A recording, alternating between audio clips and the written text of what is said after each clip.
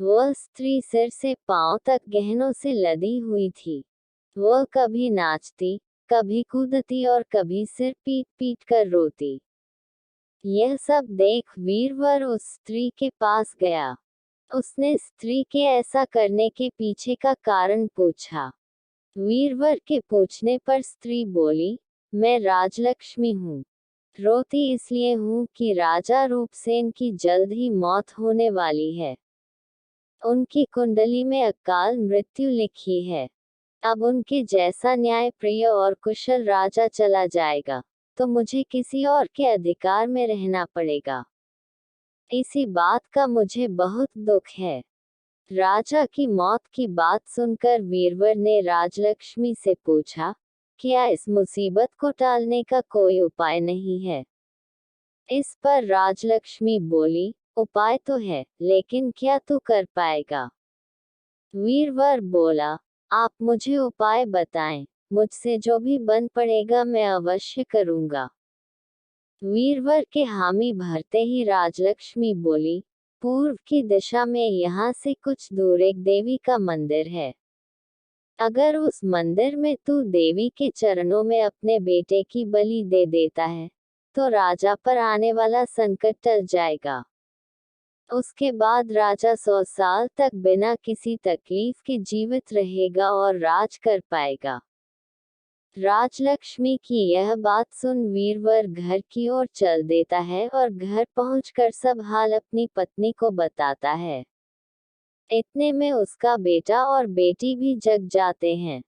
जब वीरवर के बेटे को इस बारे में पता चलता है तो वह भी खुशी खुशी देवी के चरणों में बलि चढ़ने के लिए राजी हो जाता है। वीरवर का बेटा कहता है, सबसे पहले यह आपका आदेश, दूसरा राजा का जीवन बचा पाऊं, तीसरा देवी के चरणों में मृत्यु, इससे बड़ा सौभाग्य मेरे लिए और क्या होगा पिताजी। आप अभी चलिए, मैं आपके साथ चलता हूँ। बेटे की यह बात सुन वीरवर अपने पूरे परिवार को साथ लेता है और देवी के मंदिर पहुंच जाता है। मंदिर पहुंच वीरवर ने अपनी तलवार निकाली और यह कहते हुए, माँ यह बलि स्वीकार करो और मेरे राजा को लंबी आयु प्रदान करो, बेटे का सिर धड़ से अलग कर दिया।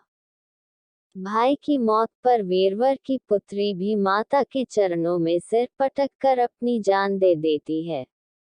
पुत्र और बेटी दोनों के मर जाने पर वीरवर की पत्नी कहती है, पुत्र और पुत्री दोनों को खोने के बाद मैं भी जीना नहीं चाहती।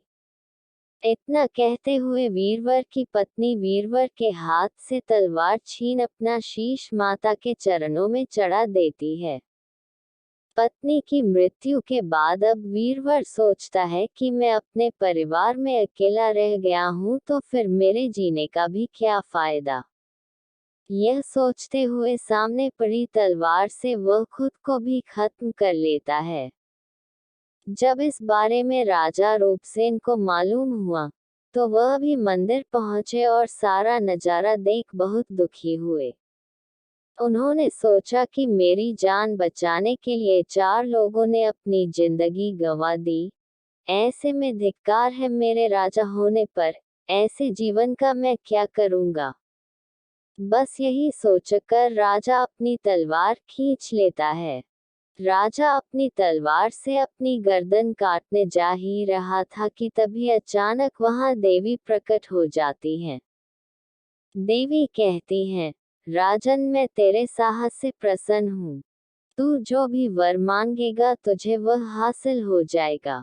देवी की यह बात सुन राजा कहता है, देवी आप वीरवर और उसके परिवार को जिंदा कर दो। देवी तुरंत वीरवर और उसके पूरे परिवार को दोबारा जिंदा कर देती हैं। इतना कहकर बेताल बोला, बताओ विक्रम, इन सब में सबसे बड़ा बलिदान किसका? विक्रम बोला, बेताल सबसे बड़ा बलिदान राजा का हुआ। बेताल ने पूछा, वो क्यों? विक्रम बोला, सुनो, पिता की आज्ञा का पालन करना पुत्र का धर्म होता है। सेवक का अपने राजा के लिए अपने प्राण दे देना उसका कर्म। वही अगर राजा अपने सेवक के लिए अपनी जान देने को तैयार हो जाए तो वह बड़ी बात है। इसलिए राजा का बलिदान ही सबसे बड़ा हुआ। विक्रम से यह जवाब पाकर बेताल कहता है, बहुत खूब विक्रम, तूने सही जवाब दिया, लेकिन तू भूल गया, मैंने कहा था कि तू बोला तो मैं चला। इतना कहकर बेताल फिर वही पेड़ पर जाकर उल्टा लटक जाता है। कहानी से सीख। एक सच्चा राजा और नेता वो होता है जो अपनी प्रजा के लिए हमेशा समर्पित रहता है और उसके लिए जान की बाजी भी लगाने को तैयार रहता है।